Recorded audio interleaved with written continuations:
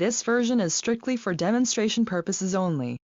iPhone 7 Plus teardown shows 2900 mAh battery. The iPhone 7 Plus is just hitting the stores and iFixit have wasted no time tearing it down. The iPhone 7 Plus teardown shows a number of interesting things. Firstly, the battery is 2900 mAh ion 3.82V, 11.10 Wh, and not 2675 mAh, as previously reported.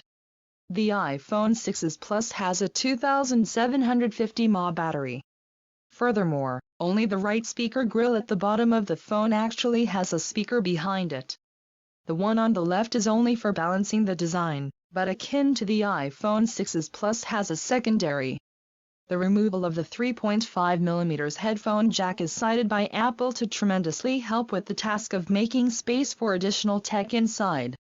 Furthermore, iFixit reveals that the adhesive strip used to seal the iPhone 7 Plus is considerably stronger than what's found on the iPhone 6s Plus.